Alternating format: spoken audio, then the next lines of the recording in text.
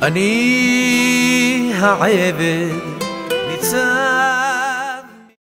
cette fameuse épreuve que Avraham Avinu a eue, celle de la Akedat Yitzhak, qui jusqu'à aujourd'hui, on bénéficie des mérites de cette épreuve qui était tellement puissante.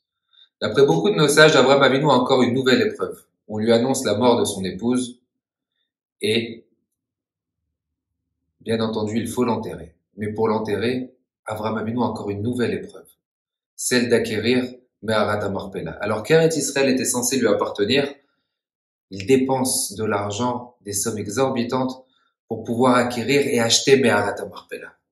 De sages s'interpellent et demandent, on avait beaucoup de tzedeket, Rachel, Léa, Rivka, Yochevet, et par la suite beaucoup de prophétesses. Et pourtant, on nous détaille pas et on nous explique pas, comme la Torah le fait dans la paracha de cette semaine, la façon comment ils ont été enterrés, ou l'acquisition de l'endroit.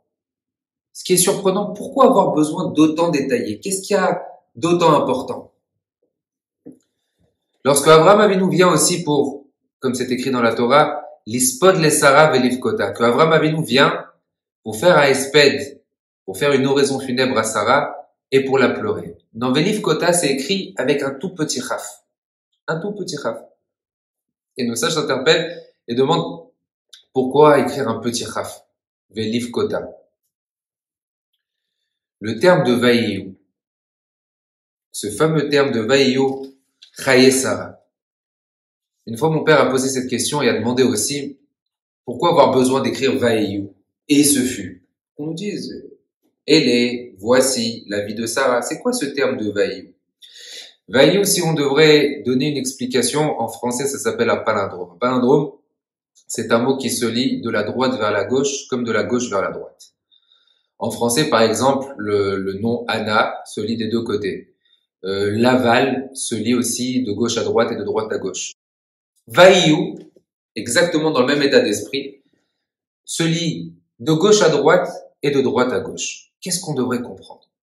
Une très belle explication que j'ai écoutée de la part d'un rave un jour, qui a dit que dans toute situation dans la vie, dans toute action, comment tu regardes et qu'est-ce que tu apprends?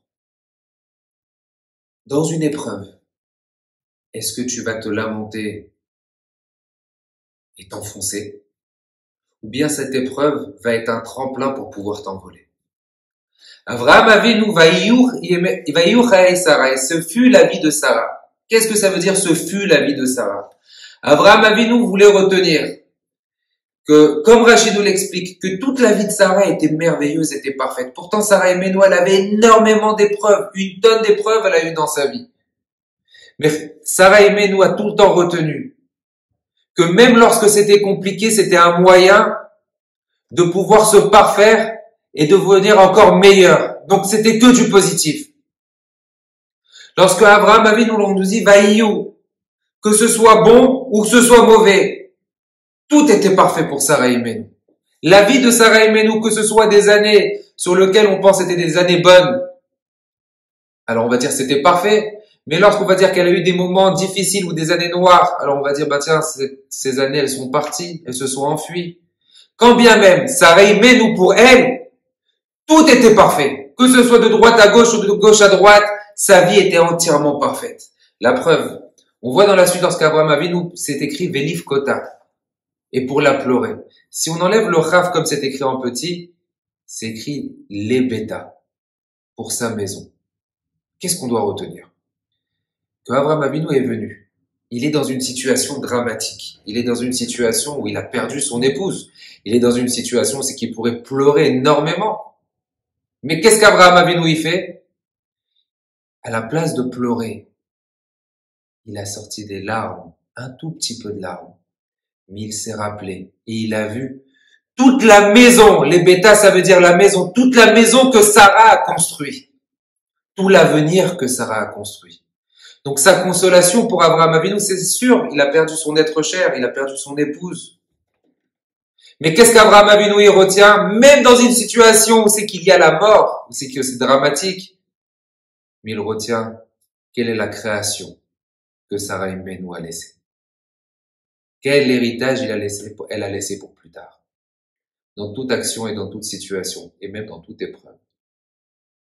À nous de prendre cette épreuve et de l'utiliser pour pouvoir s'envoler et ne pas s'enfoncer. Parce que s'enfoncer, on enlève la émouna et le bitachon qu'on a en Kadosh Baruch Hu. Une épreuve, on peut arriver à se surpasser et à grandir encore davantage. Qu'on arrive un tout petit peu, à ressembler à nos avot et à nos imaot. Parce que c'est vraiment une source de réussite et de bracha be'ezrat Hashem. Shabbat shalom u'vorach.